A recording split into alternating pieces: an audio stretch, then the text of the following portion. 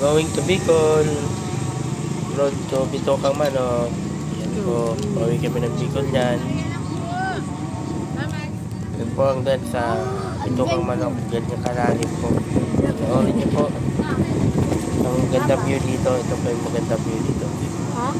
Salamat po. Panoorin niyo po yung upload. May makontent ka.